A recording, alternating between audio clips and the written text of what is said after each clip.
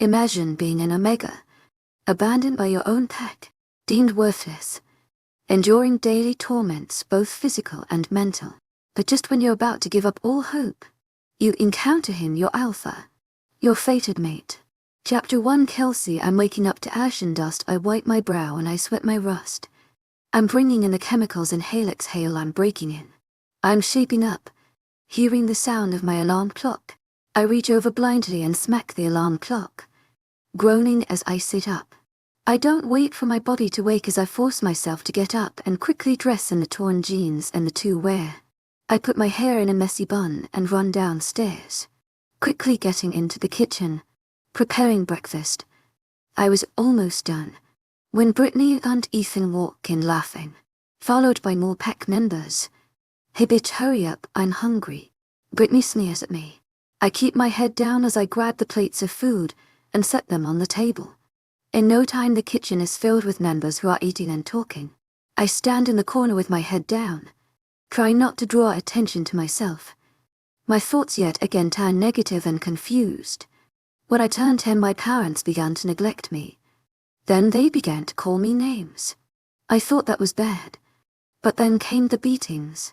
When the pack learned of it, I thought that someone may help me out of the situation, but they didn't. They only seemed to take on my parents' attitude towards me. To this day, I don't know why I was turned on, but for 7 long years, I've been the pack's punching bag. I'm beaten not only physically but emotionally and mentally. I had wanted to end my life last year and I almost did, but something held me back, a reminder that once I turned 17 I'd find my mate and gain my wolf, and I just couldn't stop myself from wishing tomorrow would come sooner, because life as the omega was wearing me down to nothingness. I have so many rules. I was told them about a month after the beatings began, and then the alpha enforced them. 1. Never look any member in the eyes. 2. Never speak unless spoken to. 3. I cannot complain about anything, for I'm not allowed to have friends. I used to fight it, but then after hearing it so many times every single day, I began to believe what everyone had been telling me. I'm a nobody, unwanted, and no matter what I do in life I'll never fully belong. I stopped speaking unless I was spoken to because, well, it's one of my rules. I was taken out of my thoughts when I felt my cheeks sting and my face turned. In shock I looked up and seen a glaring Ethan. You dare to look at me, you ugly bitch, he yelled, and I was overcome with fear. Quickly lowering my head I stayed quiet, knowing either way I would be punished. I felt his fist slam into my stomach and I gasped, falling to the floor with a thump, my knees exploding in pain. I could hear laughing in the background and he kicked me in the ribs. I tried to gasp in air, but it hurt and it was so hard. I could feel the bones break as he kicked again. This time I screamed in pain, but not one person helped me. When he stopped I was so close to passing out. My vision blurred. Know your place, slut.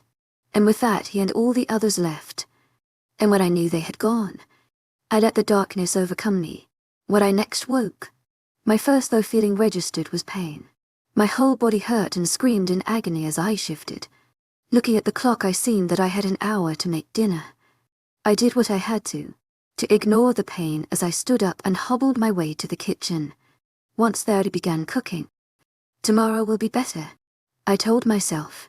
I ignored everyone I could as I served dinner and began to clean up, hearing a member occasionally call me fat or slut as I worked.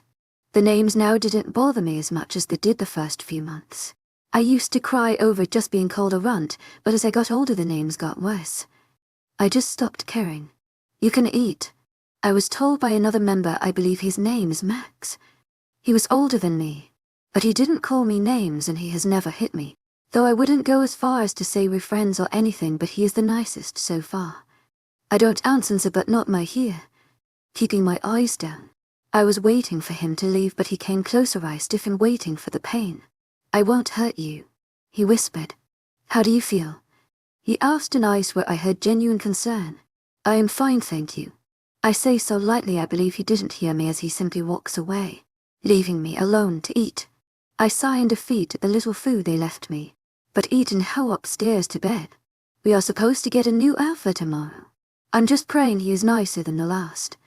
I shiver at the memory of Alpha Mason. Such a pervert. I close my eyes and fall asleep. praying to the goddess to meet my mate. Chapter to Kelsey. I wake up yet again to my alarm, but instead of jumping up and throwing on the first cloths I can get to, I just lay there and wait to wake up. Once I'm awake, I shower in the small bathroom I'm provided, and then change into my nicer cloths. I don't get to wear them often, only on my days off, which I get one every other week. It's horrible, and I always beg for the days to pass. I walk downstairs, still cautious. I grab an apple to eat, knowing because I have the day off I don't necessarily have any rules to follow. "Hello," a voice said suddenly, making me drop my apple. I look around the kitchen but don't see anyone. I bite my lip, confused. I turn back, grabbing my apple off the floor and pouting I throw it in the trash. Just what I need. Bad enough with everything else, now I'm going crazy. I think to myself as I walk outside. "Yell, LL," the voice said again, louder this time. I turn quickly, expecting to see someone behind me, but yet again I'm alone. The only people that are out here right now are those who harvest the vegetables and such. Who's there?" I hear laughing, and then the voice speaks again. "I'm Sierra, your wolf," the voice says. I say, in disbelief. I'd always heard that when a wolf turns 18 they get their wolf. I had always hoped, but I thought it was a lie. "Yes, I am your wolf. I am pleased to meet you, Kelsey," my wolf says, laughing. "So it's true. We have wolf spirits in our minds." Not knowing much about this. "Yes, and I'm yours. You don't need to speak out loud. I can hear your thoughts," my wolf says, amused. I blush in embarrassment at how that would look to someone else. Me talking to myself. Oh, I see. "To my agent extraordinaire, Madeleine Noble. Hearts out thanks for your unfailing patience, enthusiasm." I didn't know, I say sadly. "I know. It's wrong how they treat you. You are stronger than they think. I'm sorry to just introduce myself and then leave, but I have to rest. I'll speak with you soon. To my agent extraordinaire, Madeleine Noble. Hearts out thanks for your unfailing patience, enthusiasm." Sierra says, and I can almost literally see her in my mind curl up and fall asleep. I occupy myself almost the entire day with things I love. Singing, drawing, and just walking. I knew I'd find my aide today. I just knew it. But who will it be? At 6 sharp the whole pack was crowded outside the pack house. The new alpha has arrived and me are waiting to meet him. I feel anxiety shoot through me. But it's replaced by excitement when I sniff something that smells amazing. It smelled like rain and forest. I looked towards the smell and watched a tall man walk up the stage. I couldn't take my eyes off him. I'd never seen a man look so. I don't even know gorgeous. He was at least 6'4", short black hair, and his eyes were steel grey. His body was unlike anything I had ever seen. He was just big. "Mate." My Wolf EP1 suddenly, making me jump a bit. I look around and sigh when no one's noticed. I look back to my mate and watched. He looks out of the crowd and begins to speak. Just with his voice I find myself melting. "I am Eli Collins." His voice was deep and rich like smooth velvet. I felt warmth spread through me. "And I am your new alpha." I froze and stared wide-eyed at my mate. Did he just say alpha? I gulped. "Oh no. No. Don't worry, he's our mate." Sierra said excitedly. "Oh, he's yummy," she said, unashamed. I shook my head and breathed a sigh of relief when we were dismissed. I quickly walked to the woods, feeling a sudden urge to be there. I didn't even have time to gather my thoughts when the rainforest scent hit me. I couldn't stop the sigh that left me as his scent washed over me. "To my agent extraordinaire, Madeleine Noble. Heartfelt thanks for your unfailing patience, enthusiasm." I heard him growl, and it sent shivers down my spine as I turned and see Eli standing there, his eyes nearly black, blocking his steel grey. My wolf spoke for me. Then his eyes returned and I was taken back by the look of disgust on his face as he looked me over. "You are—" I stuttered, but he cut me off. "What is your name?" he asked rather coldly. I flinched at his tone. K. Kelsey Hendricks. I replied. He shook his head. I can't believe this. I wait all this time for a mate and I get what? To my agent extraordinaire, Madeleine Nilben. Heartfelt thanks for your unfailing patience, enthusiasm. He gestures to me and I can feel the tears gather in my eyes. You're scrawny and ugly and you can't. I can't allow an Omega to be my mate, he says with disgust and revolution. My wolf whimpers in pain as he speaks to us. Please. We raymates, I say. No, why? I've waited so long for this day. I've always believed that I could be saved. But now, what did I do to deserve this? I wanted to scream, but I kept quiet. Chapter 3. Eli. I walked to the stage and was overcome with a sweet scent. It was a mixture of strawberries and almost yet not quite a chocolate scent. It was mouth-watering. My wolf. Xavier stirs excitedly. Our mate is here. I push him back and give my speech. I found it difficult because I kept getting the whiff of my mate and couldn't pinpoint where she was in the crowd as I scanned it. I seen many beautiful she-wolves, but none stick out. I walk around and socialize with my new pack. Several females made their appearance known and tried to make my welcome, more welcoming. But I decline, continuing my rounds. After I finish, I sniffed, finally catching the scent of my mate again, then began following that intoxicating scent into the woods. Clearing the trees, I see a woman standing alone and Xavier pushes forward. To my agent extraordinaire, Madeleine Nilbe. Heartfelt thanks for your unfailing patience, enthusiasm. I can see the shiver run through her and she turns around looking at us. I can tell her wolf was up front when she replied mate. But I was instantly hit with disappointment. I pushed my wolf back. She stuttered, but I cut me off. What is your name? I ask rather coldly. I see her flinch and feel a bit of regret for my tone, but push that regret away. K. Kelsey Hendricks, she says to me. I shake my head. I can't believe this. I wait all this time for a mate and I get what?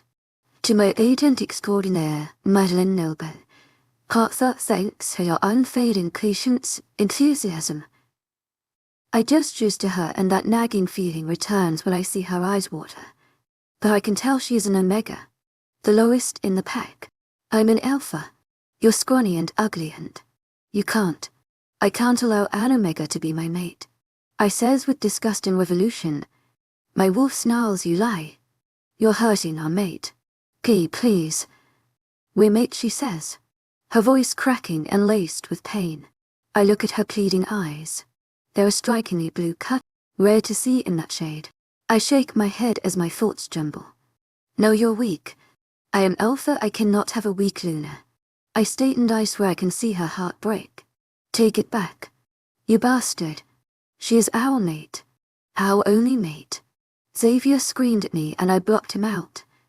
Eli Collins reject you. Kelsey Hendricks as my mate and Luna. I felt a slight pain in my chest after I completed. I watched her clutch her chest. Her breathing became harder. I wanted to comfort her, to take it back, but I instead turned away and leave her standing there alone. I can't have her as my mate. I just can't. I won't forgive you for this, Elijah. Xavier promises. Chapter for Kelsey. I stood there after his rejection for what seemed hours. That's it.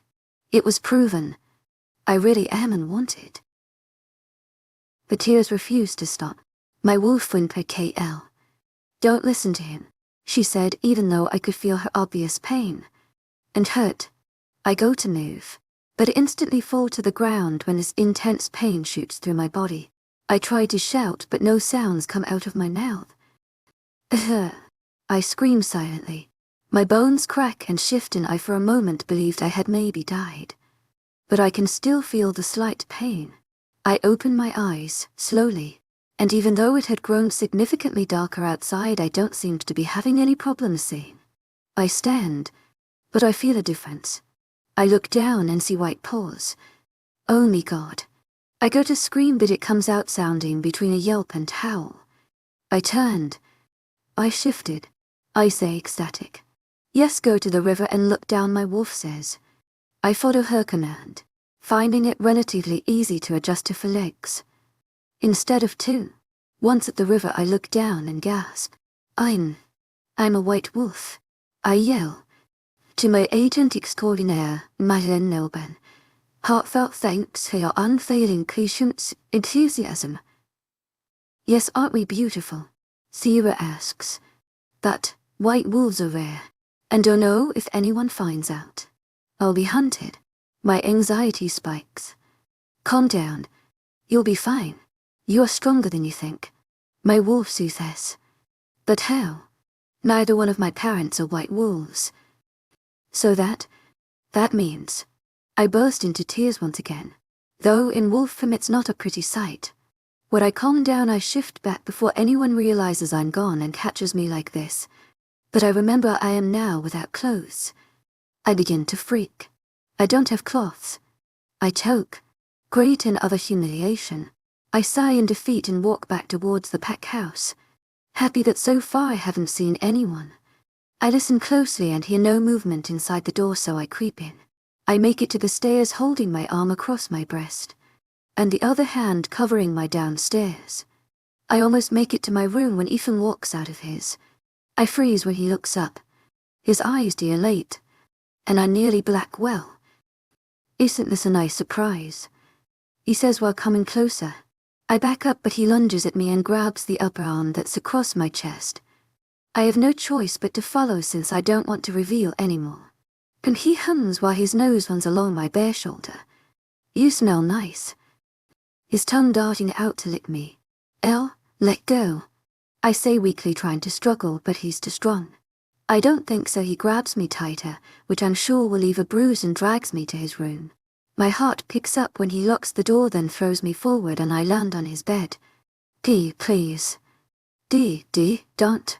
I whimper, but he smiles and covers me with his body. I scream when he gropes my boob hard. I begin thrashing under him, hitting and scratching anything. I feel my head snap sideways, then feel the sting on my cheek. You bitch. Just lay still, slut. Nero. My wolf screams, making me scream the same out loud. Suddenly the door bursts open and Ethan is pulled off me. I open my eyes and see a enraged Eli. I didn't care if he rejected me at that moment because he saved me. What the hell do you think you're doing? He says to me. I stare at him confused. And then hurt. To my agent extraordinaire, webnovel. Heartfelt thanks for your unfailing patience, enthusiasm. Of course this is all my fault, it always is. The lowly Omega. Nothing will ever change. It'll only get worse. If you want attention, do it someplace else. He rules, and for God's sakes put some damned cloths on. A sob escapes me. I stare at him with wide eyes before I decide to run and escape while I could. Getting up, I run out of the room and straight to mine. When I have the door securely locked behind me, I finally break down and cry for what seems like the millionth time today. Why? I never did anything to him, yet he just rejects me and then he calls me a whore. I don't understand. And I'm so tired of living like this. I just can't do this anymore. Chapter 5. Kelsey, I had to leave. I just had to. 7 years is enough and worse. I was rejected by my mate and then called a whore.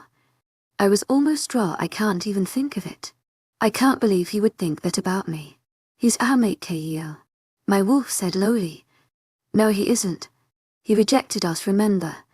We aren't worth anything. No one cares and no one will miss us. I argue and she doesn't reply other than a whimper.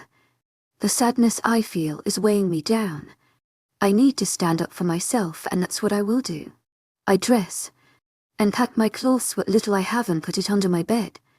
I leave the room in search of Eli. It's time I stopped dreaming. I walk to the Alpha's room and knock. I wait, and when he opens the door I can't stop the gasp that leaves my mouth when I see him shirtless, showing off the impressive 8-pack and the sexy V leading down. I hear him clear his throat and I look up and blush. Did you come here to give your Alpha a taste? He says, smirking, taunting me, and reminding me of what almost happened earlier. I can't say what hurt more. The fact that he thought that I'd be a whore, that he was now throwing the almost abuse in my face. But I needed to be strong. I open my mouth but am cut off when I hear a female I gulp. Knowing that voice, I try not to tear up as Brittany comes into view. When she sees me, she sneers, "What are you doing here, fat ass?" "I've come to say something to Alpha Eli," I correct quickly. She laughs and her hands glide over his ABS. I feel Sierra push, but I push back, keeping her at bay. Eli sighs. "Get back in bed, Britt." She huffs but leaves and he comes out and shuts the door. "What do you want, Omega?" I take a deep breath, fighting the pain. "I've only come to say this. I, Kelsey Hendricks, accept your Eli Collins rejection." I say it surprisingly calmly and strongly, even though my heart felt like it was ripped out. For a moment I swore I seen pain flash across his face, but I ignore it. "Best return to Brittany," I say and walk away. Returning to my room, I feel the tears slip out as I shut the door behind me, but I push forward and take paper out. I write my note. "When anyone gets this, I will be gone." Not like it really matters. I've been everyone's punching bag for years. 7 to be exact, and I honestly don't know why. But I've decided that I won't stand around and die one day because of someone who's such a coward to hit someone smaller than them. I've decided that even the title rouge is better than being not only mentally abused but physically. To Eli, "You're the most selfish bastard I know. What you did to me. The pain you caused me is worse than the 7 years of hell I've lived with here in this pack. I hope you get what you want because you no longer need to worry about this week, Omega." To my agent extraordinaire, Madeleine Nilben, "Heartfelt thanks for your unfailing patience, enthusiasm." I put it on my bed and climb out the window with my bag. I don't look back as I run as fast as I can. I can feel Sierra pushing to talk to me, but I keep her blocked out. I just couldn't deal with it right now. Every step felt harder than the last. I didn't want to leave the only hope of a mate I'd have, but I wasn't sticking around for him to be the one to raise his hand to me next. Chapter 6, Eli. I open the door seeing Kelsey, and I can't to jump in my heart and the sudden ache when I see her red-rimmed and puffy eyes as she looks at me. I like seeing that my bare chest affects her, but it was ruined when I opened my mouth. I was so enraged earlier when I heard her scream, bursting into Ethan's room with him on top of her. But instead of beating him and killing him, I blamed her. I called her a whore. I don't know why I even felt mad. I was the one to reject her. She could be with anyone she wanted. Xavier refuses to talk to me because of it. And now she's here in front of me. I send Brittany back to bed and shut the door behind me. "What do you want, Omega?" Looking down at her, she take a deep breath. "I've only come to say this. I, Kelsey Hendricks, accept your Eli Collins rejection," she says, surprising me. I felt hurt when she accepted it, and my chest ached more than before. I literally felt sick and ready to puke. "Best return to Brittany," she says and walks away, returning to her room. I stand there for a moment wanting to run after her, but decide to let her rest. I link my best friend Alex to meet me in my study. I go back into the room to get my shirt. "Baby, come back to bed," Brittany says, and I am suddenly filled with self-disgust as I look at her laid out on my bed without clothes. Regret fills me, and I know I made a huge mistake by rejecting Kelsey and sleeping with Brittany, but I can't take it back because it's already done. "Get out." I snap. What?" She stutters, and I growl, "Get out." I yell and she quickly shoots up, dresses and leaves. I walk to my study where Alex is already waiting. "What's up, dude?" he asks when he sees me. "I made a huge mistake, Alex." I start sitting down. What did you do?" he asks, curious. "I found my mate earlier." I begin, only to be cut off. "Congratulations, man. That's great," he exclaims. I run my hands through my hair. "I rejected her." I ignore his shocked look and continue, and she just came and accepted it. Why did you reject her?" he asks cautiously. I placed my head in my hands. "She's an Omega, Alex. I'm an Alpha." I looked at him, hoping he would also back up my reasoning, but he was shaking his head with sad eyes. "It doesn't matter even if she were human. She is your mate. You only get one unless the moon goddess finds you should have another, and that is unlikely. I felt my chest constrict. I will go to her in the morning. I whispered more to myself. Alex yawned. And stood. Seems you figured it out, so I'm going back to bed. Night. Then he left. I sat there for hours thinking of ways I could make it up to her. When somewhere in between I fell asleep. When I woke, it was due to yelling. I sat up cracking my stiff neck. I walked out of the office and into the kitchen intending to see Kelsey since I have been told rumors that she was the cook. But I didn't. I seen Brittany and D.A. then there along with others, but Brittany was fuming. That bitch. She's late, she huffed teeth in. You should go upstairs and teach her another lesson in being late, she demanded. I couldn't stop the growl that came at hearing them talk about my mate. Everyone froze and turned towards me. Brittany swayed her hips towards me and purred seductively. To my agent extraordinaire, Madeleine Nilban. Heartfelt thanks for your unfailing patience, enthusiasm, she said, pressing herself against me, and I felt disgusted. I brushed her off. What's going on here? I demanded. That bitch Omega isn't down here cooking yet. Brittany fussed. I turned, ignoring everyone as I went to Kelsey's room. I knocked and heard nothing. Knocking again. When I didn't hear any sort of movement, I walked in. To my agent extraordinaire, Madeleine Nilban. Heartfelt thanks for your unfailing patience, enthusiasm, I asked as I stepped inside, but instantly noticed her room empty. I also noticed that though her room was clean, it was very small and drafty. I couldn't help but feel even more guilty. I noticed her scent was faint, which meant it's been a few hours since she was in here. I was about to leave when paper on her bed caught my attention. Quickly I walked over and snatched it up. Reading it, my breathing and heart almost stopped. Xavier pushed forward and howled in sorrow. She left. She left, and it's all your fault. You drove her away and she's now out there unprotected. He accused, and I couldn't deny that he was right. They'll find her, Xavier, I said, hoping to calm him even though I didn't feel it. I prayed she was safe. You'll find her. That's if she isn't already dead, you idiot of a fucking human. Xavier has been mad in his time, but I've never heard him this mad and never been the butt end of that anger. Chapter 7. Kelsey. I ran until my legs couldn't handle it anymore.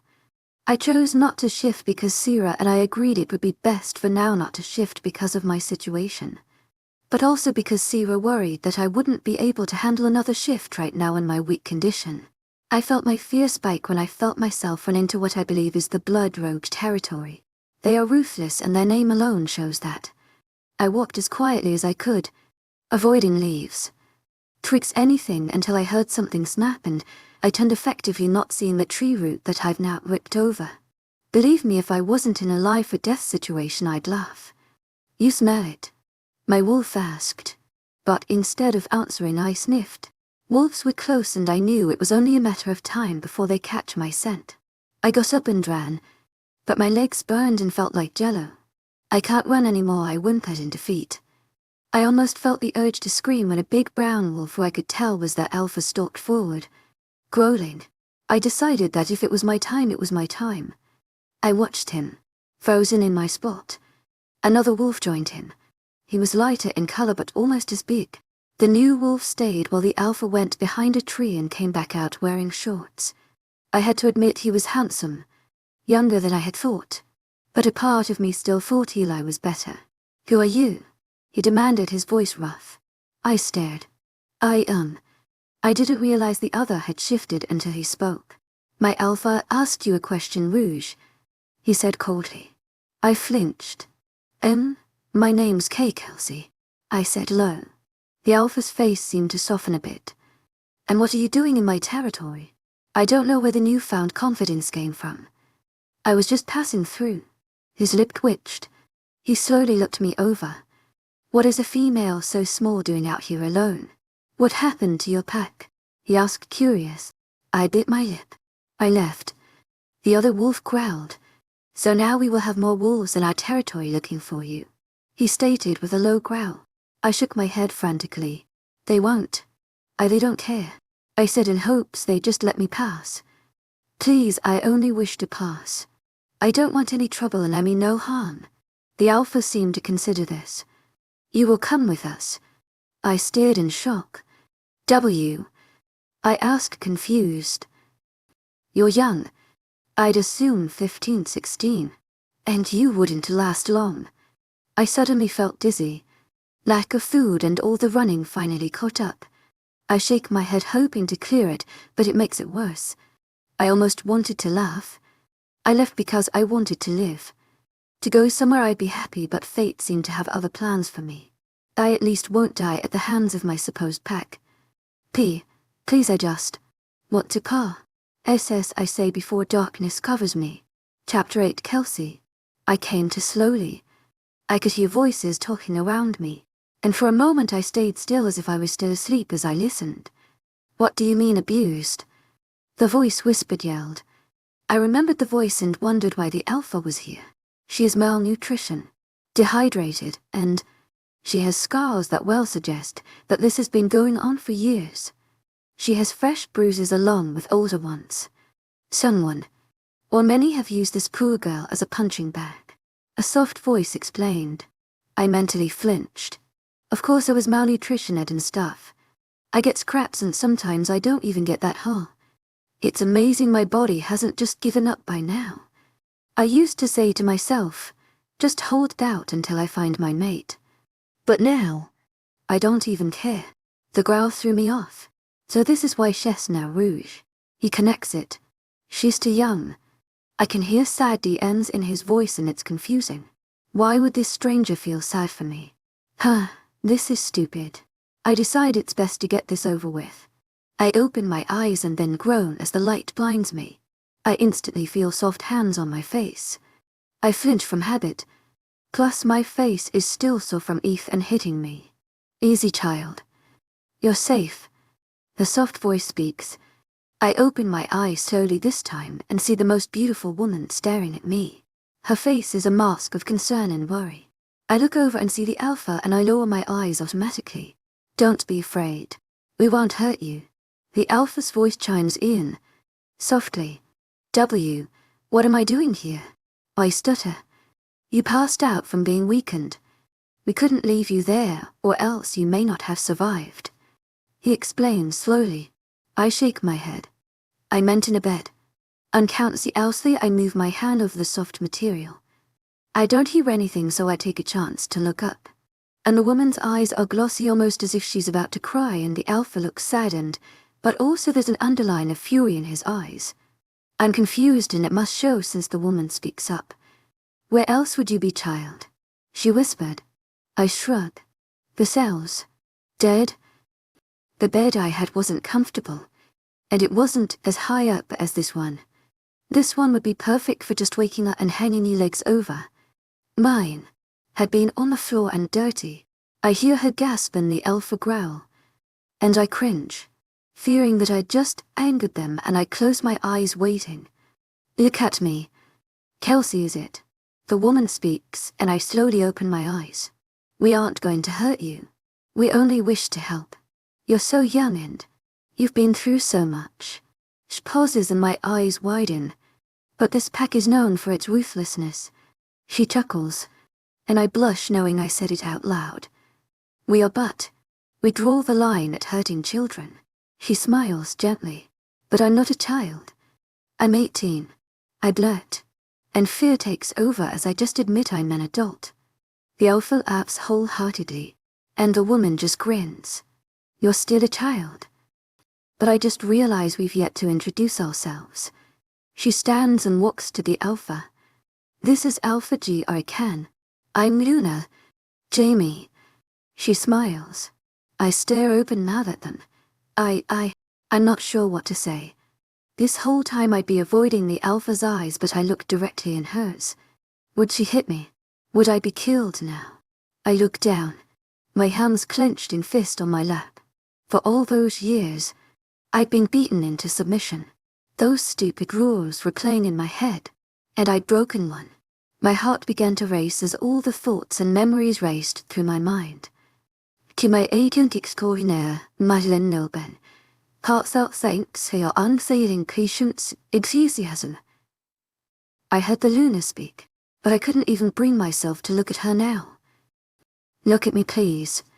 Her voice was so soft, so comforting. I looked up slowly but didn't make eye contact. You don't have to be afraid of us. I know our reputation, and I know it doesn't sound good, but I promise you, you're safe here. You can stay as long as you'd like, preferably until you're all healed up and fed properly. The ending was a bit stern, yet she still said it gently. A question had nagged at me until I couldn't hold it back anymore. How old are you? I blurt. She chuckles again. Grayson is 34. I'm 29. I look between them, still not making eye contact. But you look. I mean, we get that a lot. But you should rest. I'll beat her. Jason will be up shortly with food. Please eat, she says, sounding so motherly it makes my heart ache and longing. I nod, unable to speak, and I hear the door shut behind them. A few minutes later I hear a knock. Looking up as the door opens, I see the second man from the forest, and my heart beats wildly in fear. Chapter 9. Eli. I have been searching for 2 days for Kelsey, but her scent was going in so many different directions it was hard to pinpoint exactly which way she went. I now have the trackers narrowing down ways she could have gone. But still nothing. I've debated my options but have yet to really make a decision. I can't link her because she left the pack, and I know she doesn't have family outside the pack, so I don't know where she'd run. She could be hurt, and it's been killing me knowing that I did this. The guilt keeps me up at night, only allowing me an hour at most to sleep. My wolf refuses to talk to me because I did this. I was too stubborn, too worried what having an omega as my mate could do. I am now sitting in my office, my hair in my hands. My brain doesn't do anything but think of Kelsey, how heartbroken and hurt she looked in the forest. It was like I had literally crushed every hope she had. Worse, I've heard numerous talk about how they were better off without the whore. I had barely contained my rage when Alex pulled me away. It was worse then because it was exactly what I had called her. I heard my office door open and shut, and I didn't need to look up to know who had walked in. No word yet, but they believe she went towards there. He paused and I looked up. He looked hesitant. To where agent extraordinaire, my noble. Heartfelt thanks for your unfailing patience, enthusiasm. Where do they think she went? I demanded. The Blood Rouge territory, he said slowly, and my heart dropped. Gracan was mean when it came to rouges, and so was his pack. If she went there and was caught, I'll call the Alpha. He was a friend, but depending on his answer he'd be an enemy after. There's something else, Alex said, then sighed. I heard Ethan talking to another member, he said, and I frowned yes. I gritted out. Even though he had something going on with Kelsey, I wouldn't punish him. He didn't know she was my mate, and I stupidly rejected her. He was bragging about how he almost. I stared at Alex, getting frustrated. He was never one to stumble over words. I am just disappointed I couldn't pluck that flower when I had the chance. And boy, let me tell you, she was wild. He pushed, and I was obviously showing rage. Why would I want to hear that? I was cut off by his hand being held up. That's not all. He also said after the other stopped laughing, I had to slap her to get her to shut up. Don't need anyone knowing what she's doing. Eli, I don't think she was willing. I felt the blood drain from my face as I thought back on that night.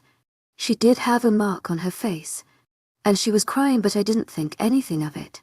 To my agent extraordinaire, Madeleine Noble, heartfelt thanks for your unfailing patience, enthusiasm. To my agent extraordinaire, Madeleine Noble, heartfelt thanks for your unfailing patience, enthusiasm. I chopped out, and oh God, I was mortified. My little mate was almost draped, and I called her a whore. Then hot boiling fury took over. Get Ethan in here. Now. I will make him admit. And then I will kill him for harming my mate. You caused her to run away from us. You accused her of sleeping around when that wasn't it at all. Xavier growled. I don't believe I ever be able to rectify my mistakes. But I can at least use Ethan to vent out my frustrations.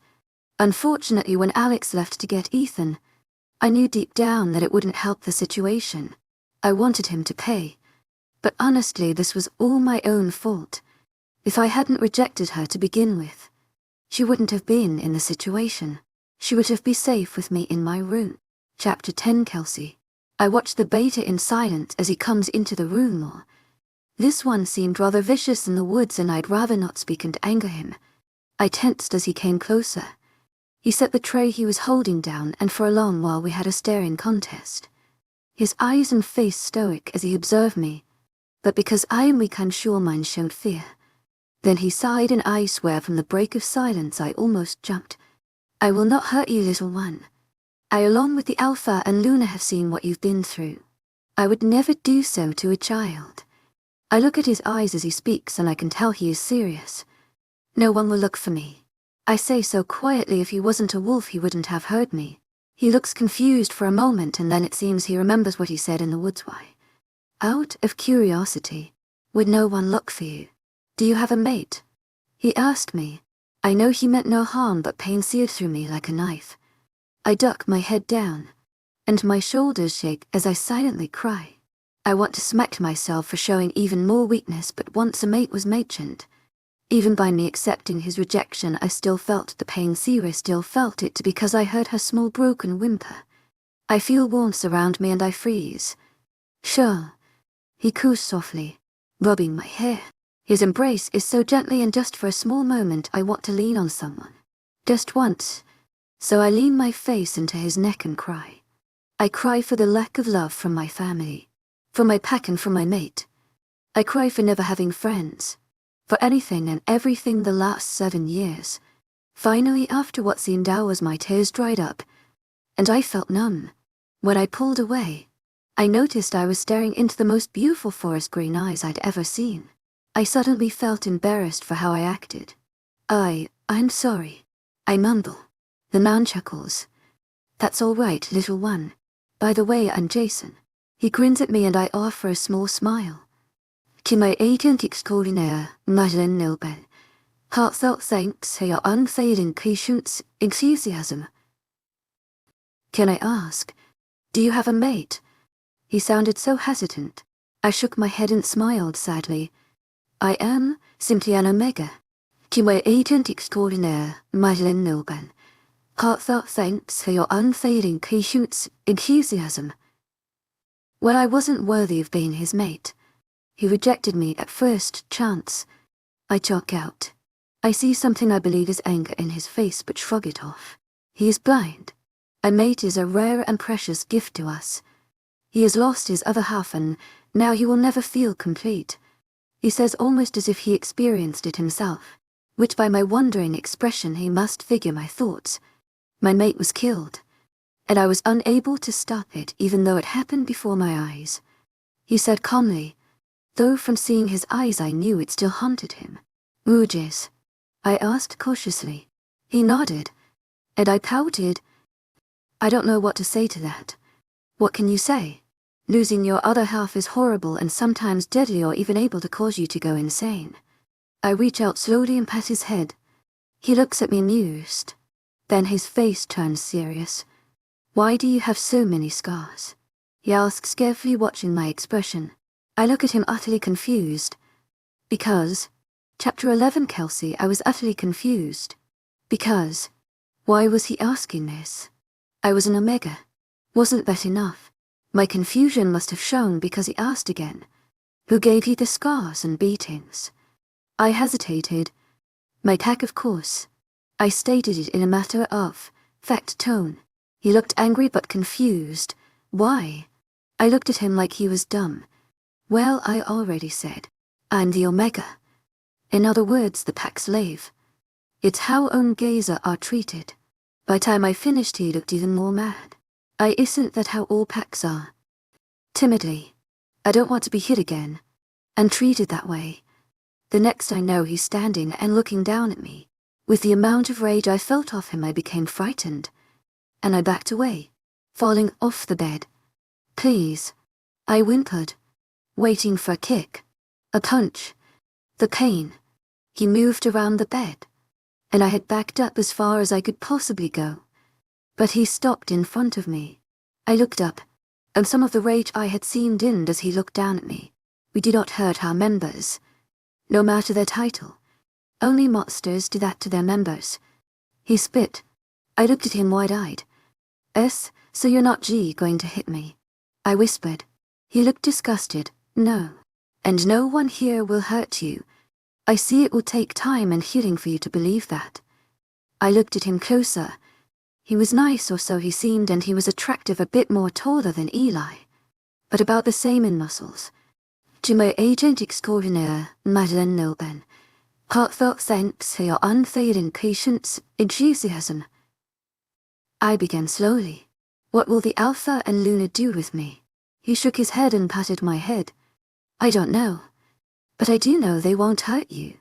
He raised his brow. How old are you exactly? I debated whether to answer honestly, but decided it would be best. I turned 18 a couple days ago. I hung my head. That was supposed to be the best day. And when did you find your mate? The day I turned 18, I said sadly. I was again surrounded by his warmth. And yet again I leaned into it, enjoying it, even though I knew it wouldn't last long. When he pulled away, I noticed I was tired. Jason also noticed. He picked me up slowly and put me back on the bed. Eat and then rest. I will speak to Alpha Gra Ken and Luna Jamie. I nodded at him. He left, shutting the door with a soft click. I ate as much as my stomach would allow without getting sick. Then I laid down. We will be okay, KL. I heard Zira whisper before I allowed myself to sleep. Chapter 12. Kelsey. A month later, things had been going great here in the Blood Rouge pack. I became an official member, and since I've become stronger and trained, I've stepped up as a warrior of this pack. I'm still in training, but once I get to my full potential, I know, and so does Zira, that we will be great. The Alpha and Luna treat me as one of their own, and Jason, their beta, is kind and caring, much like a brother. I love it here. I was brought out of my thoughts by being tackled. I forgot I was in the middle of sparring. To my agent extraordinaire, Madeleine Nilben, heartfelt thanks for your unfailing patience, enthusiasm. Pay attention, Kels. Jason yelled. I grunted and used my opponent's weight against him, flipping us so that I was straddling him. I used my forearm to press against his jugular as my legs wrapped around his, holding him still. The more he moved, the more pressure I put on his throat. Submit. I growled down at Tyler. He was a bigger wolf, but around my age. Believe it or not, we've become great friends despite our opposition. Tyler banged his fist on the ground. A sign of submission. I let him go instantly. I moved off of him and helped him up as he coughed and gasped for air. Damn Kelly. To my agent extraordinaire, Madeleine Nilben, heartfelt thanks for your unfailing patience, enthusiasm. Me, he choked out. I gave a sheepish grin. I've acquired many nicknames here. Kels, which is what Jason usually calls me. Kelly from Tyler or Bears, huh? Sorry, Ty. I patted his back and Jason nodded. Good work. Now, Kels, I've talked to Alpha Gra Ken. He wants you. Me and Tyler on border patrol tonight. I stand shocked, but soon excitement and happiness sets in. ISQEUL. Tyler covers his ears, but I ignore it.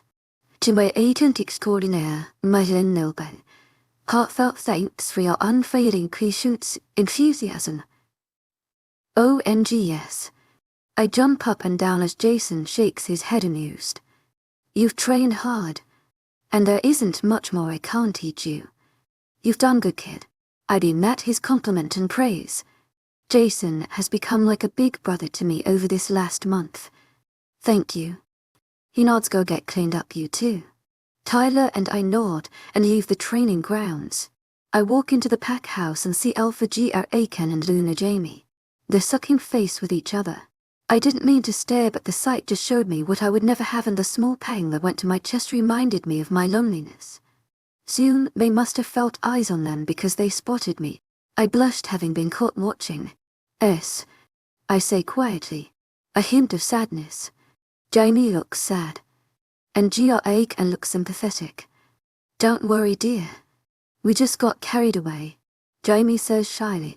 I giggle and wave bye as I head upstairs and shower, getting ready for my first border patrol. I meet Jason and Tyler outside. To my agent extraordinaire, webnovel. Heartfelt thanks for your unfailing patience, enthusiasm.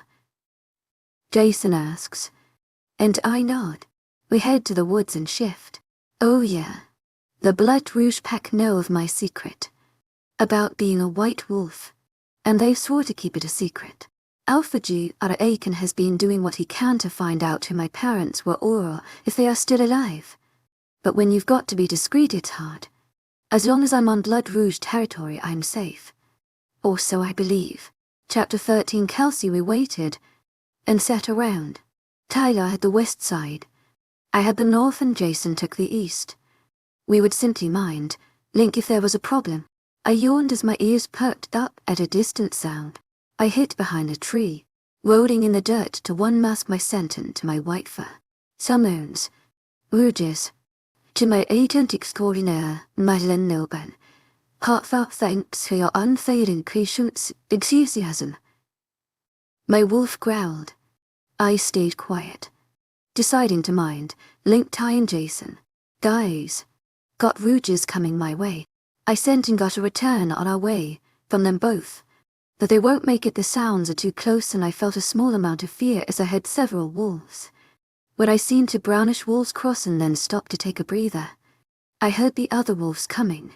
I thought that they simply were catching up, but they stopped at the border growling and snarling, and that's when I realized. The two were Rouge, but the others belonged to my old pack. Snapping out of it, I let out a vicious growl and they all froze. The bigger black wolf in front of my old pack's head snapped to mine, but I ignored him as eyes zeroed in on the two in my territory. They growled back, their bodies stances ready to fight. Before I could do anything, one lunged at me, and I dodged, giving me the opportunity to sink my canines in his neck. I bit down hard and my mouth instantly filled with his metallic-tasting blood. I was about to twist his neck when the other head butted me in the ribs, stealing the air from my lungs. I didn't back down as I caught my footing and lunged at the second. I could hear the pack growling in what I believe was my support, but I ignored them. I latched my jaws onto whatever part I could, which was his jugular, and I bit, twisted and pulled. His body fell. I was about to turn to the other, but I was kicked over. He grabbed my leg and chewed. I yelped and whimpered in pain. I looked up and noticed the black wolf from the pack was about to cross when Tyler came out of nowhere and growled at him, warning him from crossing into our territory. Jason came barreling out of the thick woods, snarling as he seen the Rouge holding onto my leg. He didn't hesitate to tackle the Rouge to the ground, snapping his neck in seconds. I tried to stand and put pressure on my back paw, but I whimpered. Tyler's ears perked along with Jason's and they ran over. Tyler rubbed his snout into my neck and Jason licked my injured paw, stopping the bleeding. Are you okay? To my agent extraordinaire, Madeleine Nilban. Heartfelt thanks for your unfailing patience, enthusiasm. Jason asked, and I sighed when some of the throbbing stopped. I'm fine. Don't worry, I said, giving a wolfish grin. We turned our attention to my old pack. Jason shifted back and grabbed some shorts, putting them on. I noticed one of theirs shifted, and I knew he was the beta. I had seen him once with the IL. Kells, go behind the tree and shift. Jason ordered, and I nodded. He handed me a shirt and I grabbed it and jumped behind a tree. Shifting, I pulled the shirt over my head. I walked out and didn't look at my old pack. I went to stand by Jason and Tyler. I had gasped but ignored them until I heard a familiar voice that made my heart skip. "K. Kelsey," the familiar voice said. Uncertainty and hope placing the voice. Chapter 14. Kelsey. K. Kelsey, the familiar voice said, laced with uncertainty and hope. I looked up slowly and sure enough, Eli stood there with his eyes wide. They held shock, disbelief, and was that lust? He began to step forward and Jason growled loudly. His arm went around my shoulder protectively. I could hear Eli growl in response. "Stay on your side, Moonlight Pack," Jason ordered. I looked at Eli again and seen that his beta, whose name I never knew, held him back. I didn't show him emotion even though my wolf was going crazy. She missed her mate. "Kelsey, is that really you?" Eli asked. I could see Jason looking at me and Tyler moved to my other side. I could feel their warmth and it made me feel protected and safe. I also noticed Eli had stiffened when Tyler moved to my side. I never thought I'd see you again, but then I've had a string of bad luck, I said coldly. The pack seemed to be taken back by my courage, but I smirked. I've been searched, I cut him off. We have nothing to say. We've taken care of the Rouges, so there is no reason for me to stick around. To my agent extraordinaire, Myron Nilben, heartfelt thanks for your unfailing patience, enthusiasm. I looked at Jason and I seen that this isn't overlook. I nodded in acknowledged me mount. I turned to leave when Eli's voice rang out. This isn't done, Kelsey. I scoffed and turned my head looking over my shoulder. I believe it is. I shifted and ran off, my wolf howling in sadness. I ran into the pack house, avoiding everyone. Running to my room, I shut the door and landed on my bed. I will not cry for that asshole, I said to myself. But in all honesty, I felt like doing just that. The pull was still there. The hurt that passed over his face as I left made me hurt, but I ignored it as best I could. I heard a knock on my door. Come in. My door opened and I sat up. Alpha Gia, I can. Luna, Jamie and Jason walked in. I could see by their looks they wanted answers and I sighed deeply. I mean the Alpha of Moonlight Pack is. I paused, he was my mate, I said quietly and shrugged. I heard Jason and Gia ache and growl while Jamie sat beside me and hugged me. I let her, of course. Her scent calmed my breaking heart. I was better with the men's growling and Jamie's comforting hugs. I remember quiet well when I was introduced to this pack. It was one of the most terrifying experiences of my life. Oh honey, she cooed. Don't you worry. You'll be fine. I nodded. I looked up to see that Jason has a murderous look on his face and Grok at NS wasn't any better, but there was also guilty. I raised a brow. Confused, but he began to talk. He rejected you, Gia Waken asked. I nodded. Just hearing it hurt. Damn. I was confused again. Shit. They're coming here. I finally understood what he said and I stood quickly. What? I yelled. To my agent extraordinaire, Myron Nilben, heartfelt thanks for your unfailing patience, enthusiasm. They can't. Giorican sighed. The Alpha asked for help. With the Rouges. They keep coming, but he doesn't know what they're after. He scratched the back of his neck. I offered assistance. I sat down, feeling defeated. Don't worry, dear. You're safe here. I couldn't speak, so I nodded.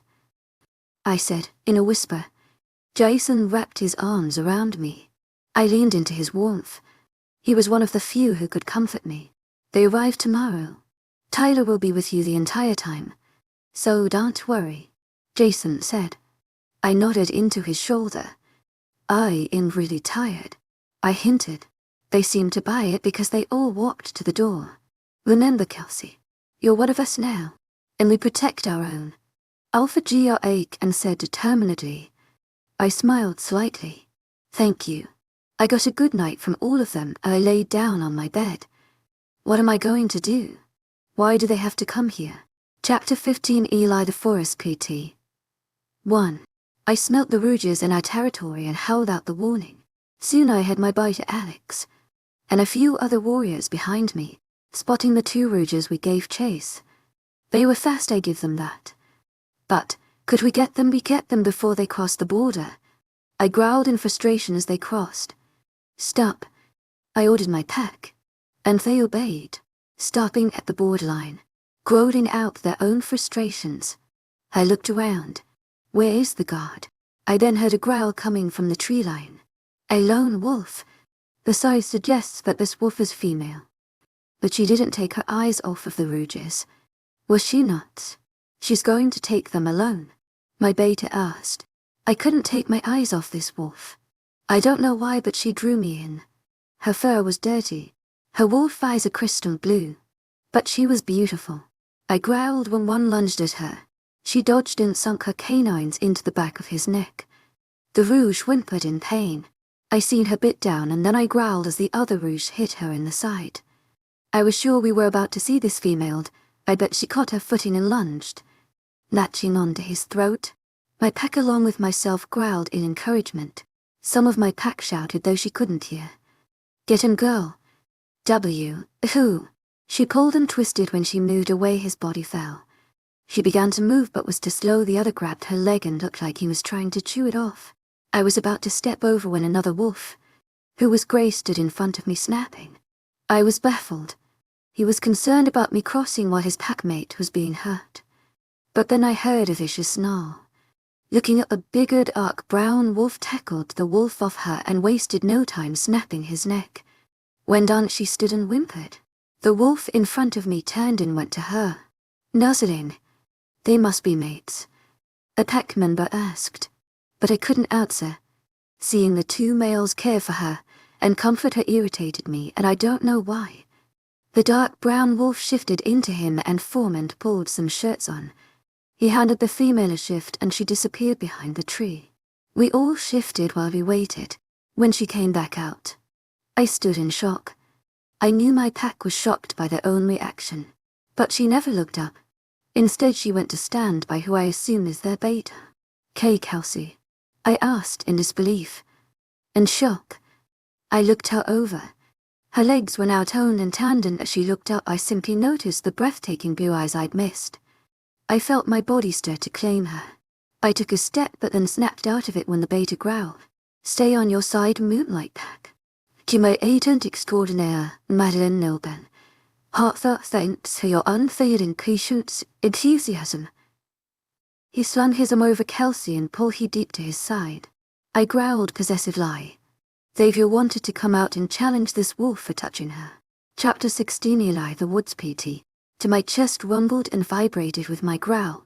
I was about to lunge at the male touching my mate when Alex held me back. I took a breath and looked back at Kelsey, who was watching me. Several emotions passed across her face, but for the life of me I couldn't name a one. "Kelsey, is that really you?" I asked quietly. She didn't answer right away, just stood there and watched me. I noticed the other wolf, who seemed to be around her age, moved to stand on the other side of her. I tensed, remembering what a pack member had said. "I never thought I'd see you again, but then I've had a string of bad luck," she replied coldly. I could feel my pack stiffen with her response, and I was a bit shocked myself. I seen the smirk rise to her face and was even more confused. But I needed to let her know I wanted her. "I've been sick, I was cut off. We have nothing to say. We've taken care of the Rouges, so there is no reason for me to stick around." She turned her attention to her beta and then nodded. I don't know if they spoke or not, but then she turned and began walking. I panicked and blurted out the first thing I could. "This isn't done, Kelsey," I yelled out. She stopped and turned her head, looking over her shoulder, and looked me straight in the eyes. "I believe it is." Then shifted and ran off. My wolf begged me to let him go to his mate, but I couldn't. "Everyone except Alex, return to your positions." I ordered in the pack scattered. "My name is Jason, beta of the Blood Rouge Pack. I assume you're Eli, alpha of the Moonlight Pack," the one that touched my mate said with a smirk. He made no secret that he was sizing me up. "I am." He nodded. I seen the other nod. "I'm Tyler, third in command." I simply nodded in acknowledgement. "How long has Kelsey Hendricks been in your pack?" I asked Jason. Jason's face turned murderous. "Since she left yours," he stated with a growl. I wasn't exactly sure what to think of his reaction until he continued. "She was weak. To my agent extraordinaire, Madeline Nilben. Heartfelt thanks for your unfailing patience, enthusiasm. Bruised, and she will have scars for the rest of her life. But then what do you care?" For a moment I let what he said sink in and my heart almost stopped. She was that bad. Who hurt her? After I heard him accuse me of not caring, I snarled. "Do not tell me that I do not care. That is my mate," I yelled. He laughed, and Tyler decided to speak. "You are not her mate. You rejected her and lost all rights to her. She can do better," he said, and I lunged, but Alex continued to hold me. "You will not touch her. She is mine. I made a mistake and one that I will rectify," I stated, and then walk away before I lose all the control I have at the moment. Avio was scratching at my control, wanting to be freed to tear into the two males that were near our mate. I was happy she was alive and well, but I was sad and hurt that she just left and didn't let me speak. But then I don't really blame her. Now I am happy I asked for the Blood Rouge's Alpha's help. Tomorrow, my mate, I will see you again, I said to myself and headed back to the pack house. Chapter 17. Kelsey. I woke with a start. My wolf has been on it all night, which left me with little to no sleep at all, and got out of bed. I could tell that the moonlight pack wasn't here yet, so I dressed in jean shorts and a black tank top. I slipped my flip-flops on and went downstairs for breakfast. I nodded to some of the pack members as I passed. I become respected here, and I loved that I didn't have anyone bullying me or insulting me all the time. No one hurt me or raised their hands to me, unless on the training field, of course. I greeted Tyler as I breakfast and sat down. So how are you, Kelly? He asked me. I looked at him and could see his concern. As good as I can be. Sierra was on edge all night, so I didn't sleep well. But I'm okay. I forced a smile. He raised his brow, giving me the "you're only fooling yourself" look. But I concentrated on eating. When we both finished, we went outside. As soon as I stepped foot outside, Aiken stopped me. "They're here, Kelsey," he said quietly. "They will be coming through the tree line in a minute or so." I tried not to panic. I nodded and looked to the trees, which as I did I seen Jason first, and then Eli. He had his beta, and to others with him. I recognized Brittany straight away, and the pain I felt seeing her here with him caught me off guard. I mentally shook my head. I don't care if he brought her here, and I don't care if they're together. Ya keep telling yourself that Kate ill. Sierra laughed, but I knew she was hurt as well. "This will be a long day, Sierra," I whispered, even though I knew no one else could hear me. She didn't reply. When I concentrated again, they stood right in front of us. Tyler moved closer to my side, and I basked in his comfort. "Alpha Eli, it's nice to finally meet you," Alpha Aiken said politely, extending his hand. Eli didn't hesitate to shake his hand. "As with you, Alpha Aiken." Husky voice washed over me. Sierra acted like she was rolling in it to cover herself, and I mentally rolled my eyes. "So, shall we go inside and discuss the issue?" Aiken said. "To my agent extraordinaire, Madeleine Nilben, heartfelt thanks for your unfailing patience, enthusiasm." My head snapped to Alpha Aiken, his eyes warm and sympathetic. "Follow us, please." I bit the inside of my cheek and nodded. He began walking, and I turned and also began walking. Tyler put his hand on the small of my back, meaning to comfort, but with Eli following he saw, and I could feel the tension spinning in the air. Once we all piled into Grocker NS office, Jason shut the door. "This is a soundproof room. Talk freely," Aiken said. He leaned back comfortably in his chair. I could feel Eli's eyes on me until Aiken spoke. He tore his eyes from me and looked at Aiken. I sighed in relief, which didn't go unnoticed. Jason joined me and squeezed my hand comfortingly. "We've had 3 different Rouge attacks in the last month. We've managed to get a few and talk to them. Seems they're looking for someone. But my problem is, I not only don't know who it is they're looking for, I don't know why," he said calmly. "And patrol?" Aiken asked, now leaning on his elbows. Eli shook his head. "I'm unsure how they're getting in." I listened to everything that Eli had said, wondering if there had been any death in the pack because of these attacks. I'm sure he would have mentioned it if there were. But if patrol isn't catching them when I know they aren't that bad, how were they getting in? Then the answer sprang up and I spoke without thinking. "Sounds like you've got a traitor," I said quietly, but when I looked up they all stared at me. Oopsie. Chapter 18. Kelsey. I lifted my head as everyone stared at me. Brittany sneered. "We do not have a traitor. How dare you imply that?" she raged. I felt Tyler and Jason tense beside me. They knew who Brittany was. I never kept it from them. Obviously you do. Or else Rouges wouldn't make it past the border patrol. or your border patrol is lacking in training. I raised a challenging brow to Eli, who stayed quiet as if thinking. Why, you little bitch. Brittany stood. Our pack isn't lacking. It's been better without your fat ass. They're holding it back. Smirking, evil why? I smiled even when I seen Eli tense. He was about to say something, but I spoke first, cutting him off on my C. I lifted my shirt out to just under my chest. I ran my finger down my perfectly toned stomach. This fat ass is in better condition now that she has a pack to actually do something productive other. So I suggest you shut the fuck up before I snap you an E-Rex. I snarled back. I felt not only Ali's heated gaze on my stomach but Tyler's, so I quickly dropping my shirt. Besides, don't we have better things to figure out than you running your mouth? When her jaw dropped, I simply shrugged. I could feel Tyler shaking beside me, holding or at least trying to suppress his laugh.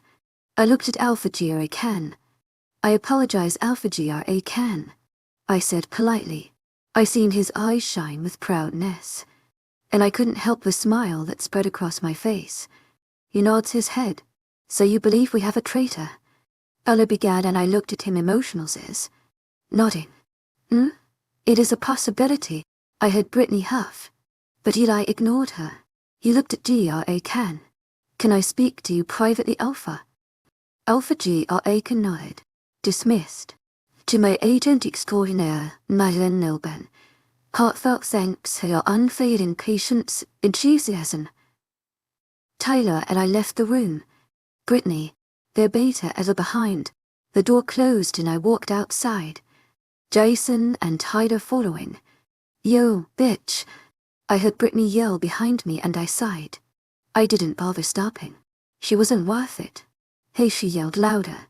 I seen that she had gotten the pack's attention and I breathed deeply. Are you deaf? I stopped and so did Jason and Tyler. Tyler stood to my left and Jason on my right. You could say we're the Three Musketeers. What do you want? I asked, annoyed. I want you to stay away from Eli. She snarled. I stared at her wide-eyed. Haven't I been doing that? If you remember correctly, I left, so do not come into my pack and order me around. I growled, stepping closer. My wolf clawing to get out. I seen Moonlight's beta moving towards us. You need to back off, Brittany. Jealousy doesn't look good on you, but then it's hard to tell if it's that or the makeup plastered all over your face. I grinned as her face got red. Eli is mine. He will be my mate. I will be Luna. We've already agreed and I will not let you.